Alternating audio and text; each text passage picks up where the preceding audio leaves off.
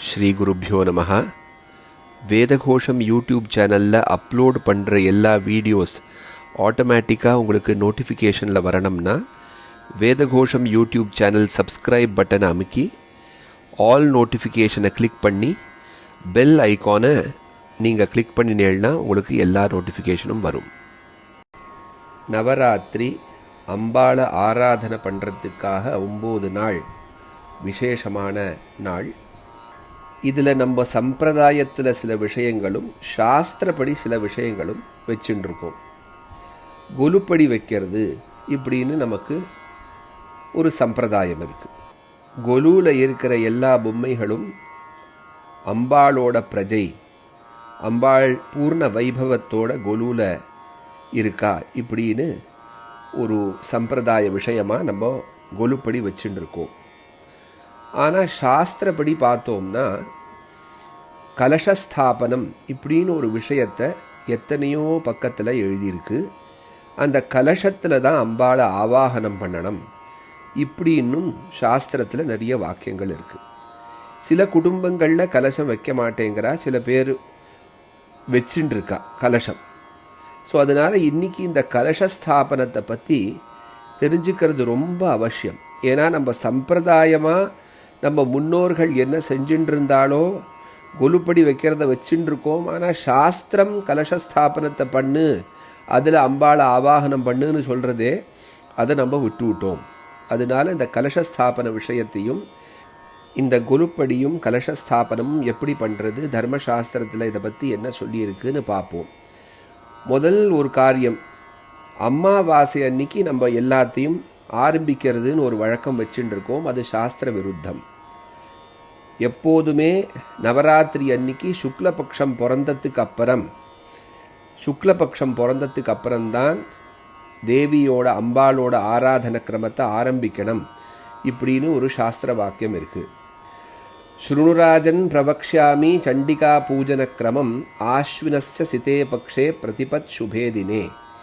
ஆஸ்வின மாசத்தில் சண்டிகா பூஜனத்தை சிதே பக்ஷே சுக்லபக்ஷத்தில் பிரதிபத் அப்படின்னா பிரதமை அன்னைக்கு ஆரம்பிக்கணும். சுத்தே திதௌ பிரகர்த்தவ்யம் பிரதிபத் சோர்த்வகாமினி.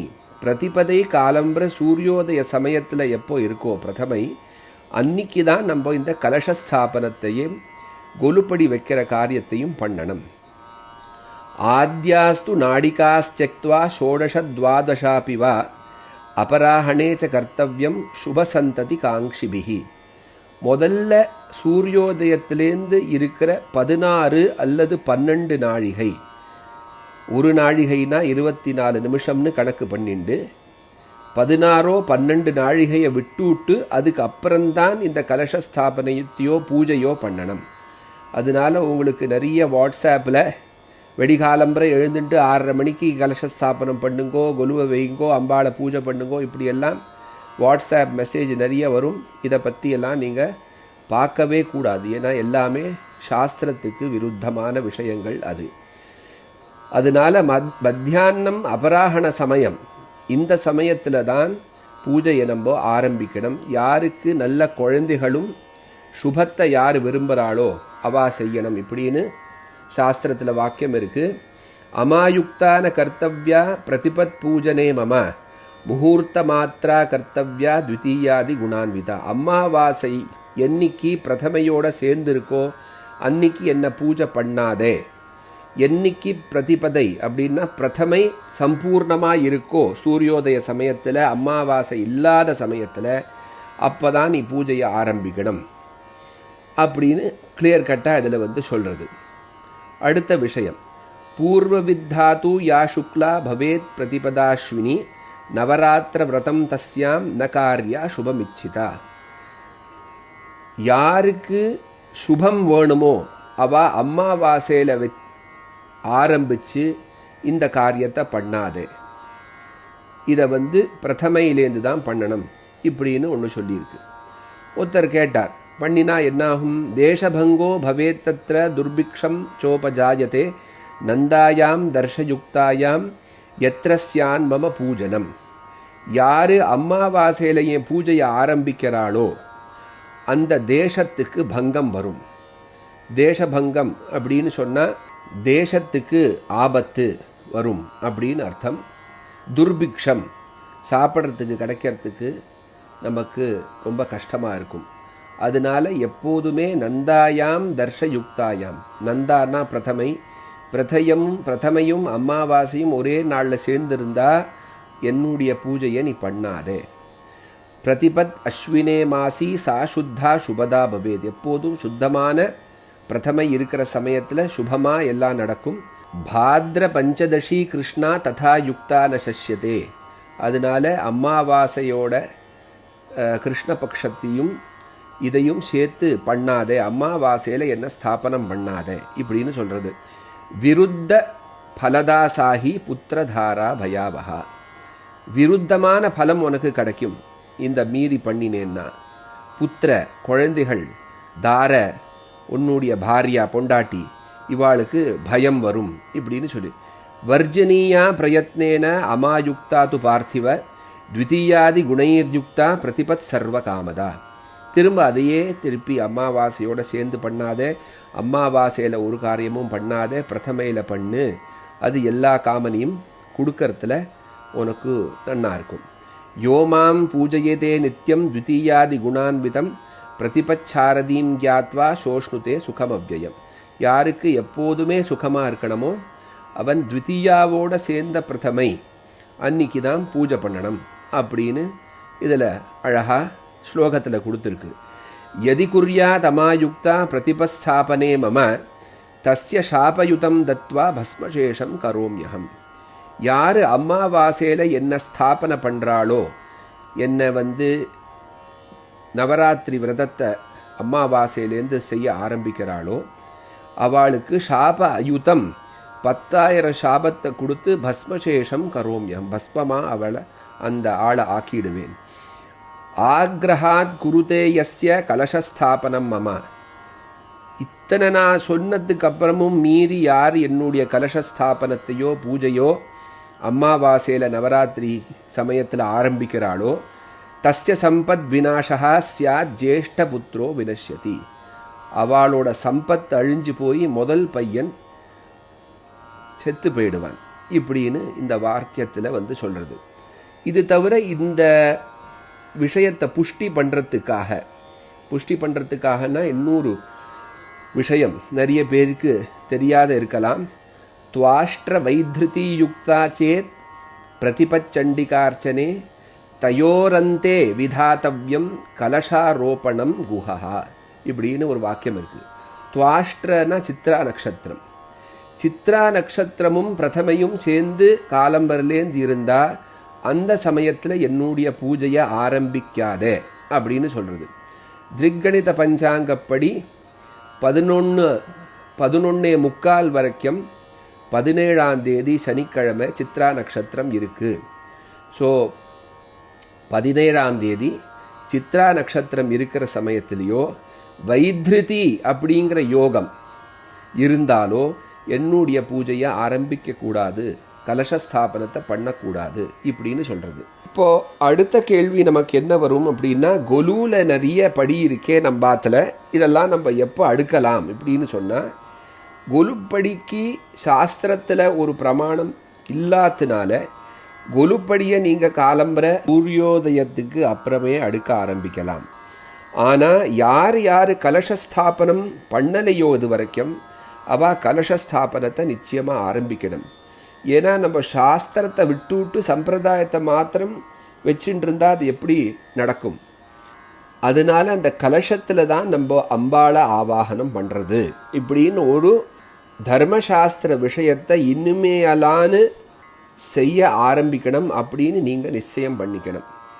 இந்த கலசஸ்தாபனத்தை எப்படி பண்ணுறது, எத்தனை மணிக்கு பண்ணுறது, இதை பற்றி நான் உங்களுக்கு இப்போ சொல்கிறேன்.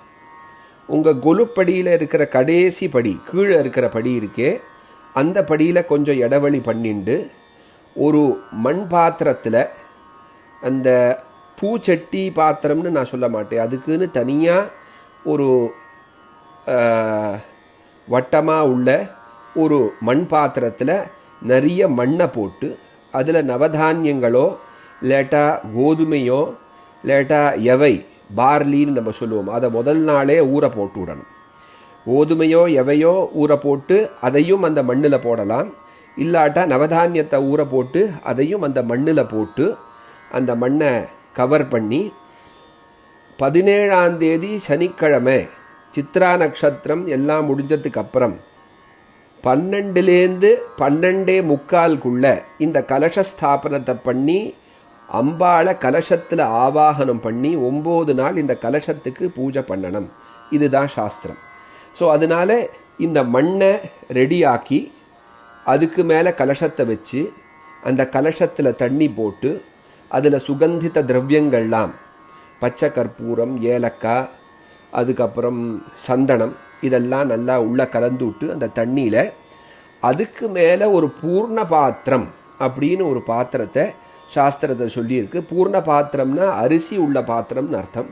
அதுக்கு ஒரு மூடி போட்டு அந்த மூடிக்கு மேலே அரிசியை வச்சு அந்த அரிசிக்கு மேலே தங்கத்திலேயோ வெள்ளியிலையோ இல்லாட்டா தாமிரம்னா செப்பு இல்லாட்டா பித்தளையோ பஞ்சலோகத்திலையோ எந்த பழைய விக்கிரகமாக இருந்தாலும் சரி, புது விக்கிரகமாக இருந்தாலும் சரி, மண்ணால் ஆன அம்பாள் விக்கிரகமாக இருந்தாலும் சரி, இதை அந்த பூர்ண பாத்திரம்னா நான் சொன்ன மாதிரி அந்த கலசத்துக்கு மேலே ஒரு தட்டை போட்டு அதில் அரிசியை மேலே வச்சு அதுக்கு மேலே இந்த அம்பாளை பிரதிஷ்டையை பண்ணி அதுக்கப்புறம் அதை ஆவாகனம் பண்ணி பூஜை பண்ணணும். ஆவாகனத்துக்கு நான் சொன்ன மாதிரி 17ஆம் தேதி 12லேருந்து 12:45 அபிஜித் முகூர்த்தத்தில் இந்த பூஜையை ஆரம்பிக்கணும் அப்படின்னு நமக்கு சாஸ்திரம் இருக்குது. ஸோ அதனால் இந்த சமயத்தில் நீங்கள் இந்த பூஜையை ஆரம்பித்து கரெக்டாக விஜயதசமி வரைக்கும் பூஜையை பண்ணி அதுக்கு மறுநாள் 26ஆம் தேதி அன்னைக்கு மண்ணால் இருந்த விக்கிரகமாக இருந்தால் அதை விசர்ஜனம் பண்ணணும். இல்லாட்டா வேறு வஸ்துவால் இருந்த விக்கிரகமாக இருந்தால் அதை நீங்கள் வீட்டிலேயே வச்சுண்டு அதை ஆராதனை பண்ணலாம். இந்த ஆடியோ கொடுக்கறதுக்கு ஒரு காரணம் என்ன அப்படின்னு சொன்னால், தமிழ்நாட்டில் அமாவாசை அன்னைக்கு குலுப்படி அடுக்கிறோம், பூஜை ஆரம்பிக்கிறோம் அப்படின்னு விஷயம் நடந்துட்டுருக்கு. அது தவறான விஷயம். அது சாஸ்திரத்தில் ஒரு காலும் சரிப்பட்டு வராது.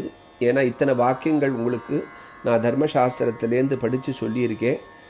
அதனால் சுத்த சுக்ல பிரதமை அன்னைக்கு தான் இந்த பூஜை ஆரம்பிக்கணும், குலுப்படியும் அடுக்கணும். கொலுப்படி மாத்திரம் அடுக்கினா போராது, கலசத்தை வச்சு அம்பாளை அதில் ஆவாகனம் பண்ணி அதில் பூஜை பண்ணி அந்த கலசத்தில் தான் பூஜை பண்ணணும். இப்போ சில பேர் வீட்டில் படி சின்னதாக இருக்குது, அதனால இந்த கலசத்தை வச்சா பயமாக இருக்குது விழுந்துவிடும் அப்படின்னு சொன்னால் அந்த படிக்கு கீழேயே ஒரு சின்ன பலகாவை போட்டு அந்த பலகால இந்த கலசத்தை வச்சு நித்தியமாக பூஜை பண்ணணும். அந்த நவதானியம் போட்டிருக்கிறதுனால அதுக்கு தினந்தோறும் நீங்கள் தண்ணி விடணும். 9 நாளுக்கு அப்புறம் அந்த கலசத்தில் 4 பக்கமும் பச்சை பசேர்னு அது நவதானியத்துலேருந்து அதில் இருக்கிற அந்த செடி வளர்ந்து வரும்.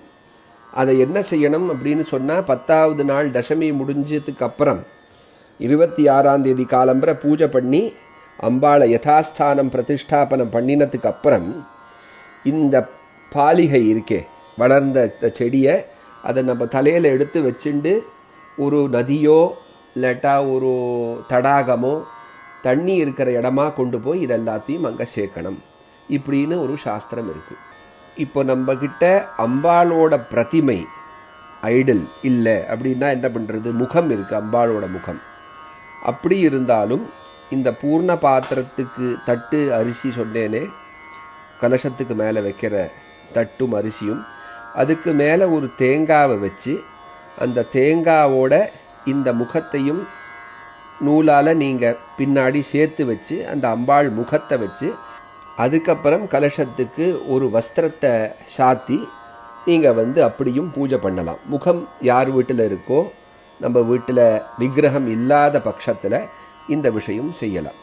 அதனால கலசஸ்தாபனம்ங்கிற ஒரு விஷயம் அவசியமான கர்மா. ஏன்னா அதுதான் தர்மசாஸ்திரத்தில் பிரதானமாக சொல்லியிருக்கு. பாக்கி கொலு வைக்கிறது சம்பிரதாயத்தில் வந்துட்டுருக்கு. ஆனால் கலசஸ்தாபனம்ங்கிற விஷயம் தர்மசாஸ்திர ரிஷிகள் வாக்கியம் அது. ஸோ ரிஷிகள் வாக்கியத்தை விட்டுவிட்டு நம்ம முன்னோர்கள் என்ன பண்ணிட்டு இருந்தாலோ அதை மாத்திரம் வச்சுட்டு இருந்தால் அது சரியாக வராது. அதனால் நமக்கு தர்மசாஸ்திரம் தெரியலன்னா இது மாதிரி வேதகோஷம் யூடியூப் சேனலில் சப்ஸ்கிரைப் பண்ணி நோட்டிஃபிகேஷனுக்காக நீங்கள் கிளிக் பண்ணி ரெகுலராக இந்த ஆடியோலாம் கேட்டு உங்கள் அனுஷ்டானத்தை நீங்கள் சரியாக கடைப்பிடிக்கணும் அப்படின்னு நான் பிரார்த்திக்கிறேன்.